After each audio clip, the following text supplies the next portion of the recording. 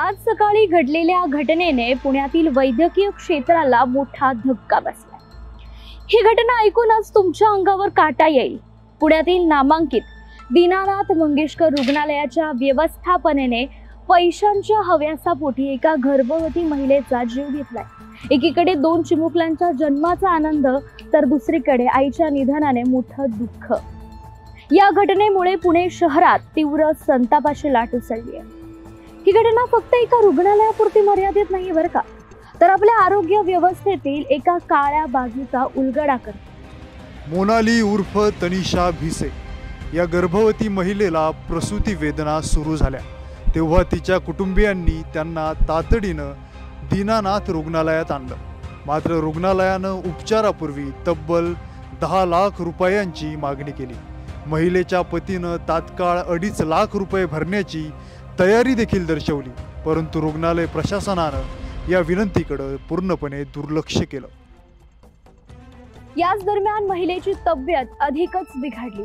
अखेरीस कोणताही पर्याय न उरल्याने कुटुंबियांनी तनिषा यांना वाकड येथील सूर्य हॉस्पिटलमध्ये हलवण्याचा निर्णय घेतला।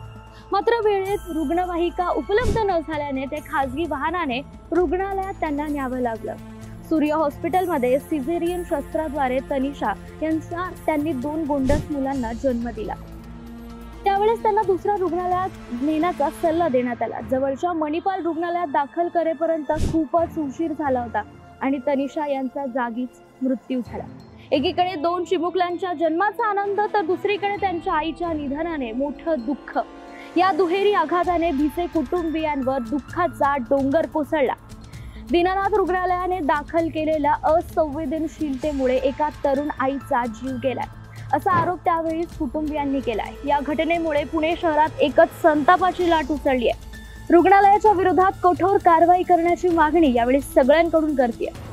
या गंभीर घटनेची दखल महाराष्ट्र राज्य महिला आयोगाने घेतली असून त्यांनी पोलीस आयुक्त आणि महापालिका आयुक्तांना तातडीने चौकशी करून वस्तुस्थितीदर्शक अहवाल सादर करण्याचे निर्देश दिलेत। तसेच राज्याचे विधी व न्याय राज्यमंत्री आशिष जयस्वाल यांनीही या प्रकरणाची गंभीर दखल घेत चौकशीचे आदेश दिलेत। विधान परिषद आमदार अमित गोरखे यांनी पोलीस सहआयुक्तांची भेट घेऊन या घटनेची माहिती दिली असून दोषींवर गुन्हा दाखल करण्याची मागणी केली।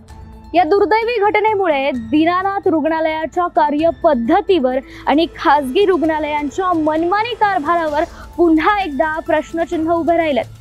पैशांपेक्षा अधिक महत्त्वाचा मानवी जीव असतो, हे या रुग्णालयाला कधी कळणार? मित्रांनो, याबद्दल आणि या संपूर्ण घटनेबद्दल तुमचं काय मत आहे हे आम्हाला नक्की कळवा आणि अशाच अपडेट्ससाठी न्यूज अनकटला सबस्क्राइब करायला विसरू नका।